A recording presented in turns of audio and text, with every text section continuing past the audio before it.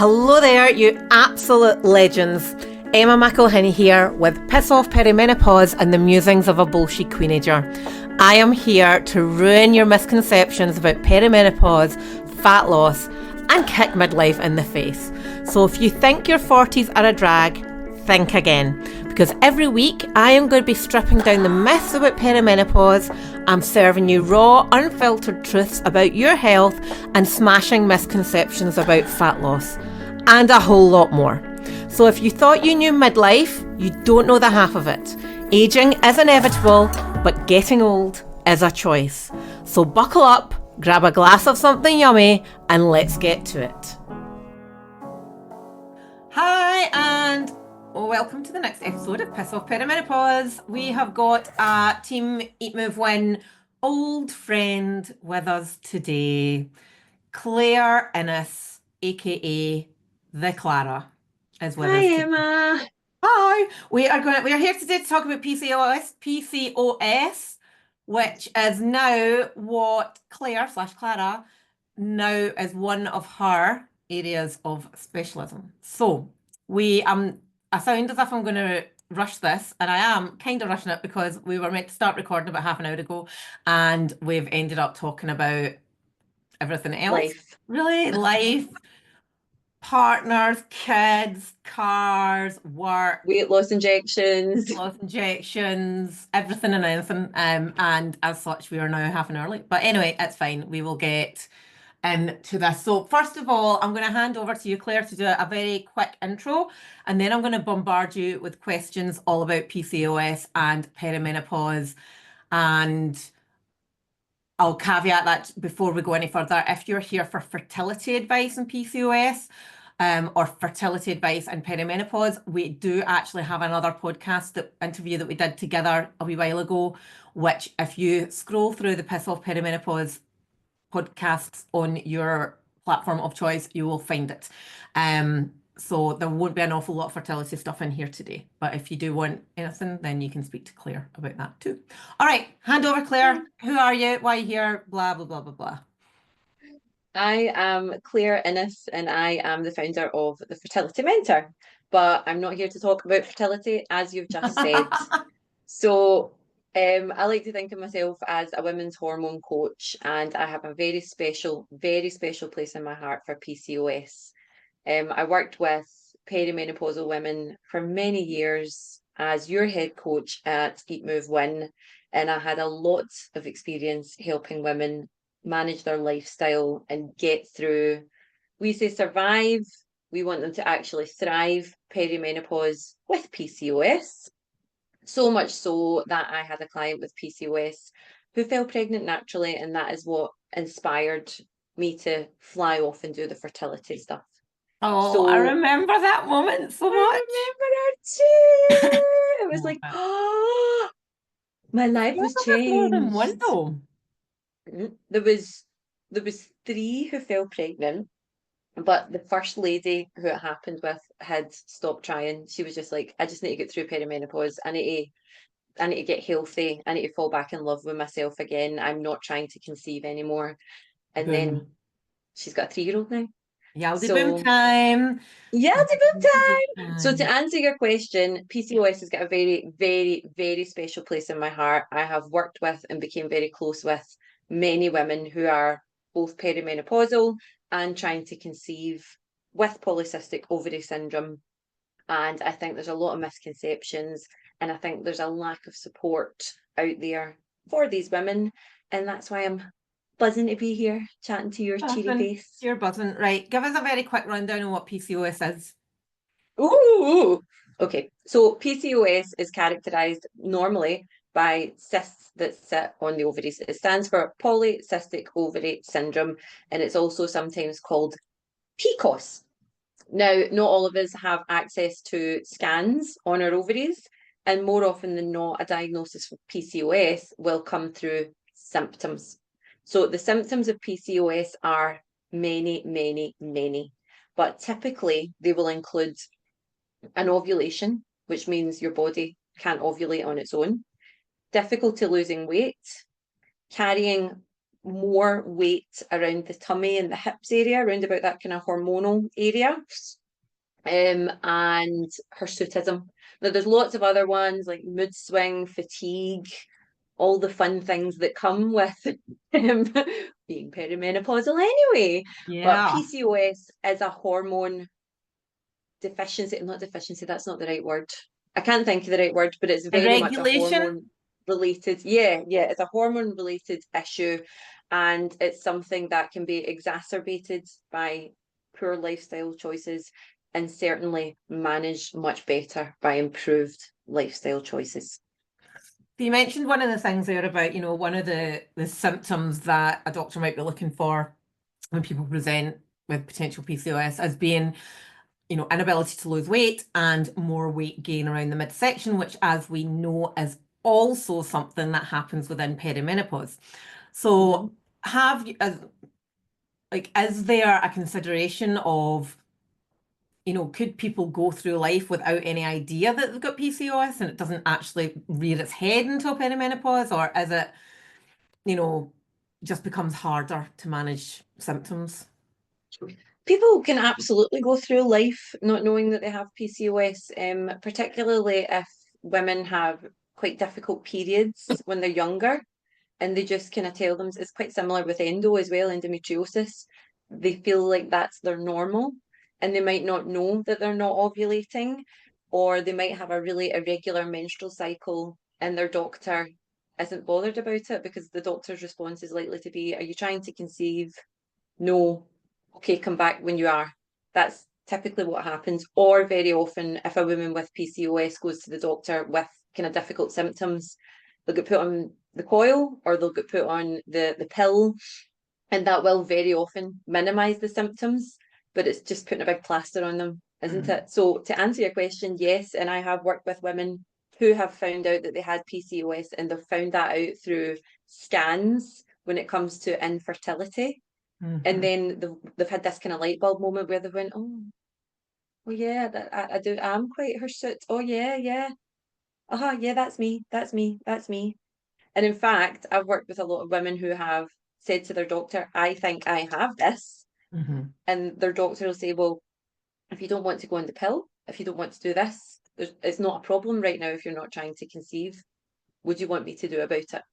And I've got all the love. I have got all the love for the NHS. I'm not trying to Yeah. bash them, but that's kind of what the process Yeah, well, tends to that's the role of, if you present with a problem, like, well, I've got the solution and it's this and this and this, and if you don't like that, then you go.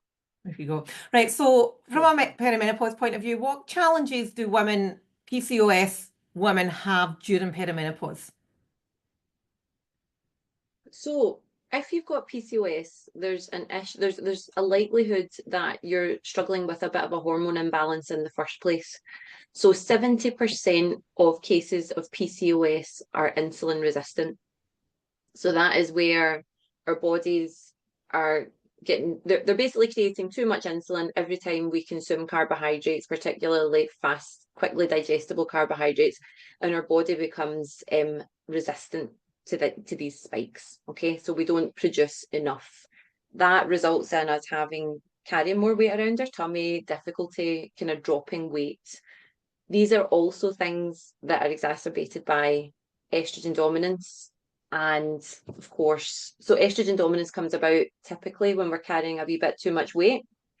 When we enter perimenopause, our hormones just start to do Whatever the fuck they want. blanket whatever the fuck they want. That's what I was trying not to say, but I forgot I was on Piss Off Perimenopause. They start to do whatever the fuck they want with absolutely no warning.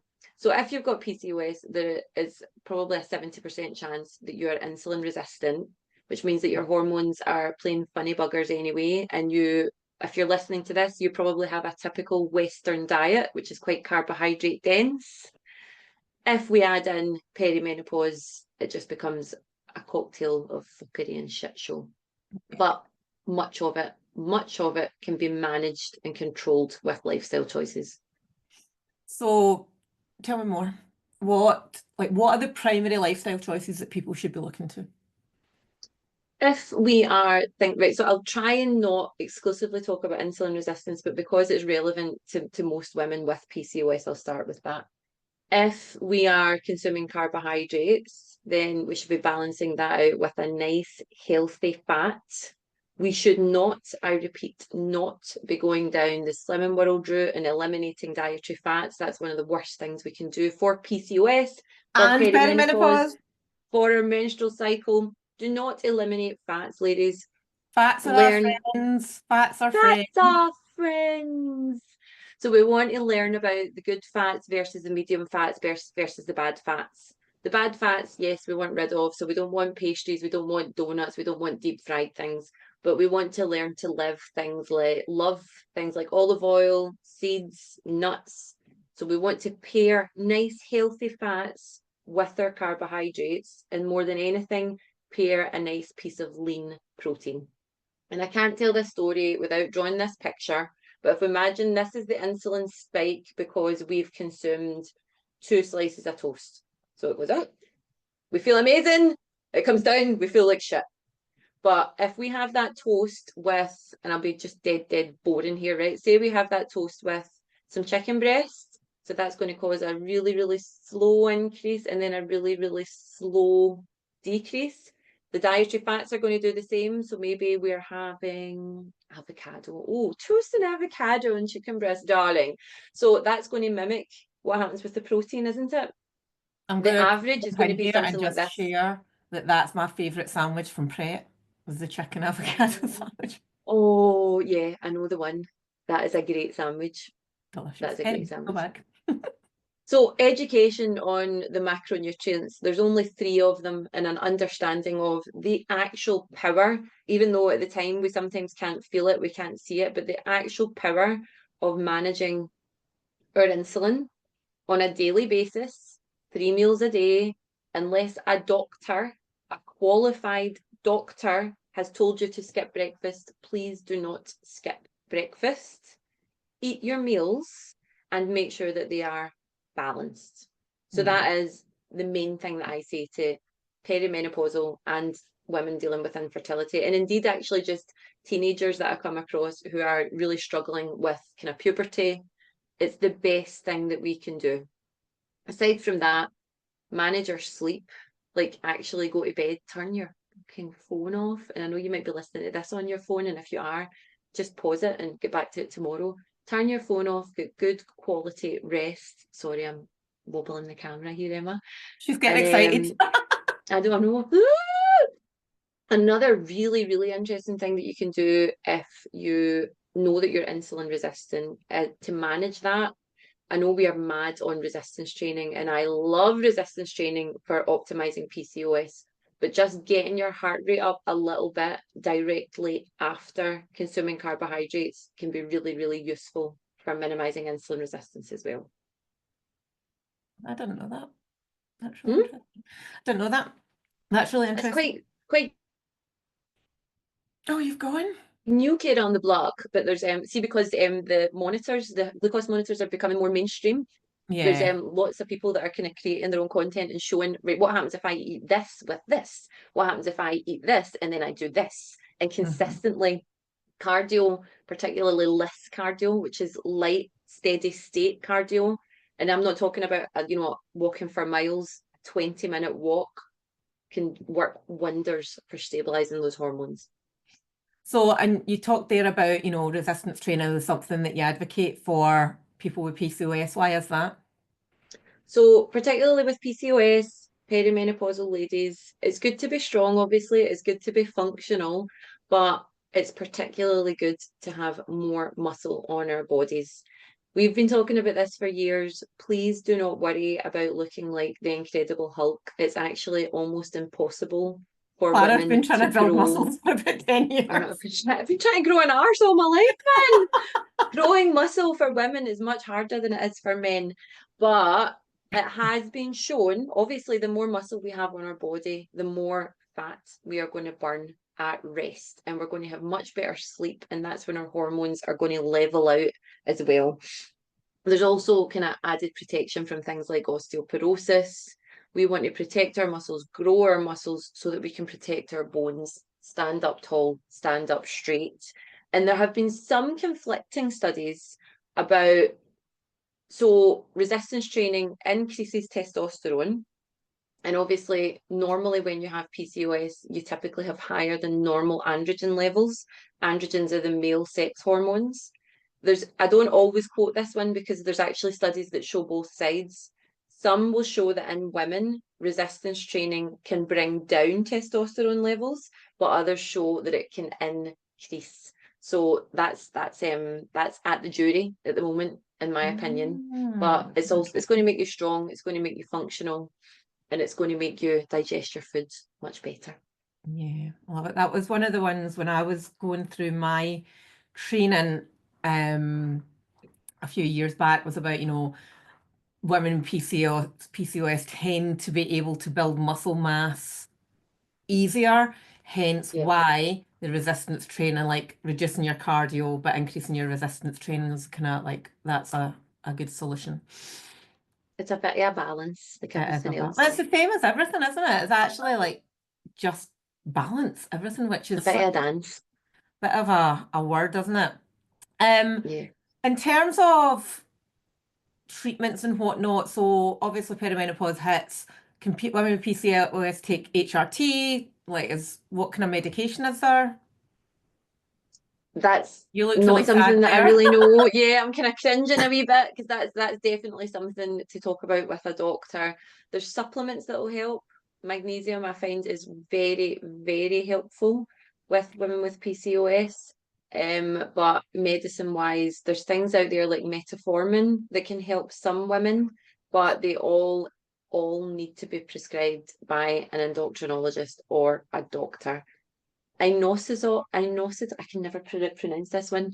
Inositol is a supplement that's available on the market. It's quite well researched as well. But cards on the table, I haven't actually looked into that myself in a perimenopause context. I've only looked at it in a fertility context. So I know that doesn't really answer your question, but have a read. Yeah, it's the same as it's Sorry. like your own research from credible sources, not Yeah. TikTok, and Not TikTok. Studies. proper studies, examine.com studies. Yeah. Yeah, and And if all. people are selling a supplement, I probably wouldn't buy it from an individual selling a supplement either, because they've got their own agenda.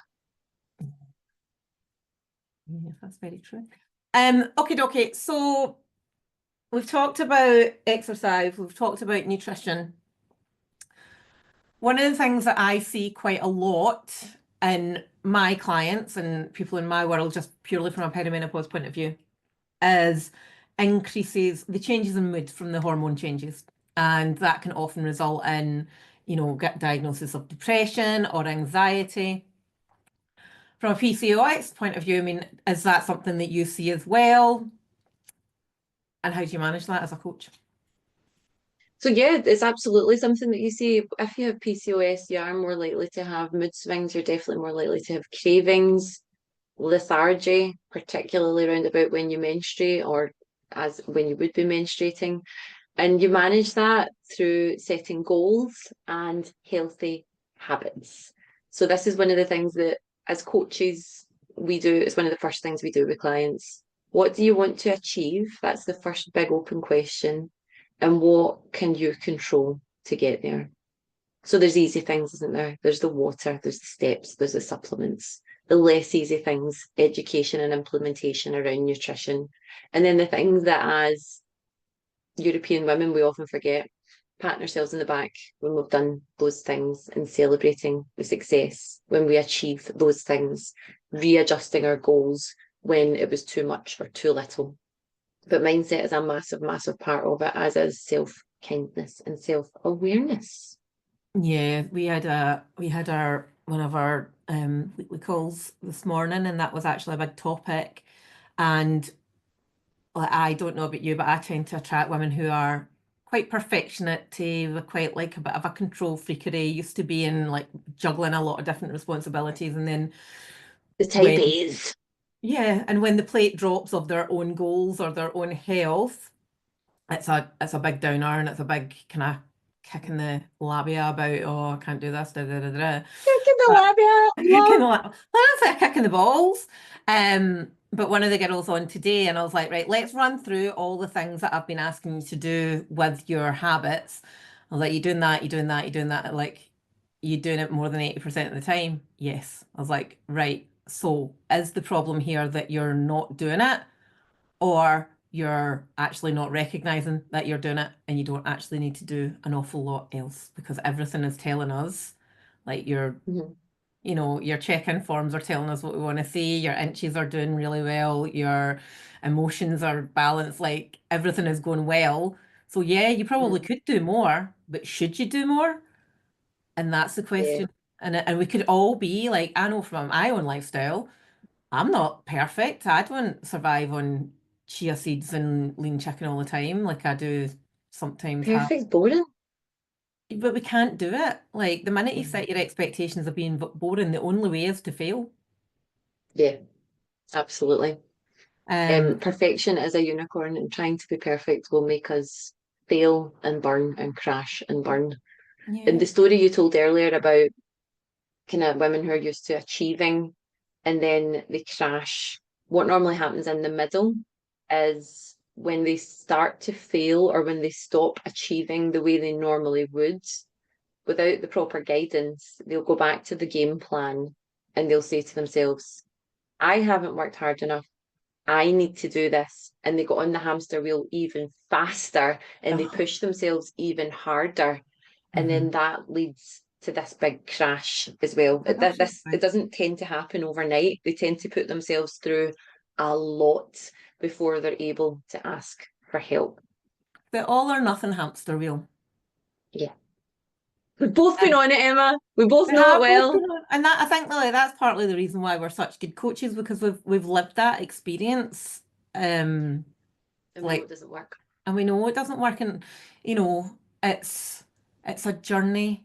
It's not like nothing as a immediate solution. There is no immediate solution for any of this stuff. And That's it's another typical trait of a type A personality, though. They want results uh-huh. immediately. They want to hold them Yeah. in their hands and see them with their eyes. Yeah. And that can be hard, and they need to be told many, many, many times. Hmm. Sustainable, slow burning. You Too didn't fast get won't to where you last. are overnight. Hmm. Hmm? And that's, I think well, this goes into a big deeper conversation about the entire, like the health industry, the health coaching industry, about some of the promises that are marketed that aren't real life, which then Yeah. just breeds into this feeling of, oh, well, that didn't work for me either. Nothing's going to work for me. And then we have this loss of self-belief and Mhm. outwardly we might be seeing the whole, typical type A women, but internally going, nothing works for me. There's no point in And changing. that can Nothing works. become self-fulfilling, though. That becomes a self-fulfilling prophecy because when you believe that nothing works for you, you think, oh, fuck it then. I'll just have cheese for my dinner and Well, a bottle of that's wine. that's self-sabotage, isn't it? Like, Yeah. anyway, um, Seen it, done it, bought the book. Don't be down on yourself because that just makes it harder to come back from. Just draw a line. absolutely. And in my book that is half written, well, it's actually probably only a third written, called Piss Off Perimenopause, and I do talk about that quite a lot. So, in the bit that I've written so Yeah. far, yeah. I can't wait to read it. When's it? What's your goals? What's your deadlines? Well, I'm aiming for it to be out by October. Sounds very sustainable, actually, Emma. I thought you were However, going to say it's out next week. no, no, no, no. This is my current to-do list. Nice. So it will not be out next week. In fact, it probably won't even be touched next until later on next week. But anyway, um, what advice can you, and we're going to stick to three bits, like top three nuggets that you can give to women with PCOS to prepare or to navigate through perimenopause? Okay. If you are following individuals who sell supplements or magic pills, unfollow them and remove them from your feed, please. Quick fixes are not going to help you. So get your head round that it's going to be a sustainable change. And Hmm. that's what you want. Slow and sustainable is much better than overnight and non existent and expensive and potentially dangerous. Next, exercise-wise, don't feel like it needs to be absolutely everything right away. Start with one thing and then build from there. And if you're choosing one thing to start with, I can't recommend just getting off your arse and going for a walk more than anything. You don't need a gym membership. You don't need to go to classes. You do not need a PT. Go and walk. Walk, walk, walk at whatever rate you want, but just do it regularly. And third, understand and really, really educate yourself on carbohydrate intake and insulin resistance. Anything to add there?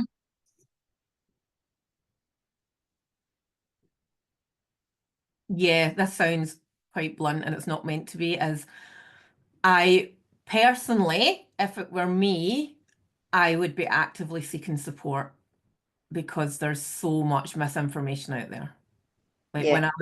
when I was doing some quick Googling yesterday in preparation, I got myself in such a tiz about, is that right? I didn't think that was the case. And then there's like it's what you're saying about the studies. If you look hard enough, you'll find one You thing that find says it. this, and then you'll find something else that says the exact opposite, and they are both credible, or they both appear to be credible. So actually, I think if I was in that situation, I'd be seeking support. Yeah. And there's valid, credible support available. So just find it, check the qualifications, see the Yeah. vibe, See the vibe. get something that works for That's the you. most important thing, isn't it? Right. Any warnings or red flags that women should be looking out for? Yeah, absolutely. People that claim that your PCOS can be cured, especially if they claim that they can cure your PCOS in timescales of like overnight or within a week or within a month. People who are selling things to you that they don't know where it came from or that they can't explain what it does and why. Yeah, just avoid quick fixes, And please. They're not going to pastries. help you. And Pastries. pastries. Avoid pastries, yeah. There's not nice fats that are in them. Yeah, they're not particularly great for you, but you can make your own. Yeah, but you won't. I've started making my own butter, so somebody out there might. Fair And enough. baking my own breads. Right, and with that, I'll see you later. My raver who used to go to the Arches till 3 in the morning, I can't continue this Sorry. conversation. Right. No, Love you always. you've got to you've got to tell people where they can find you and get if you've got any free stuff for them. Yes, good idea. So my business name is the Use Fertility the Mentor. use the I know opportunity. I'm just here for your banter. I'm just here for you to rip the arse out of me. You can find me on Instagram at thereeal.fertilitymentor, and my website is thefertilitymentor.org.uk. I currently have a free recipe pack that is available for anyone, and those recipes are very good, even if you are not dealing with infertility and you just want to reintroduce a nice protein-rich breakfast. Within the next month, I will also be launching an on-demand challenge that will have live masterclasses from me every day for 5 days. It's looking like it's going to be very sexy. It's in the baking at the moment. I'm not designing it myself, thank God, because I am a technophobe. But keep an eye out because this will be available very, very soon. Exciting stuff. I have just gone through somebody else's automated challenge on demand to see what it was like because it was something that I was considering doing. Um, but I don't think I'm going to do it anymore because I actually get a lot of joy over the live challenge. Mm. Like I really I think a lot of the engagement that I get comes through it being live and the kind of energy and the there and then. But I want to make it accessible and available to anyone anytime. And it does take a lot out of me. So I'd rather they're available all the time than just 4 times a year, because that's all I can commit to live. I'm doing once a month now. Well, after this, voice note me your feedback on what you liked and disliked about I will do. that person. Okay. Thank you, Emma. Right, thank you. And thank you for listening to that. It was very rushed and probably not as like chatty as it could have been, but we ran out of time. So We'll apologize. do another one. What You we may should want to have done, listen to it Clara, on and what like would probably 0.75 speeds as well, because we talk fast when we get together. what I was going to say is we should have actually just recorded what we were talking about before and then just publish that because that would get definitely more listens then. Possibly. Very, very possibly. Do you hear Anyway, what they two nutters are saying? dear me. Okay, right. Thanks everyone for listening. And don't forget to like, share, comment, do all the things. We don't want to be the best kept secret over here, so get involved. Right, bye. Okay, bye, darling. See ya. And just like that, we have spiced up another episode of Piss Off Perimenopause and the musings of a bullshit queenager. Massive shout out and a huge thank you for hanging out with me today. I really hope you've been entertained. And remember, don't be shy, hit that subscribe button. And until next time, keep those heels high and standards higher. Remember, it's all about glowing, growing and downright owning it. So catch you on the flip side and don't forget to click the link in the show notes to get your freebie.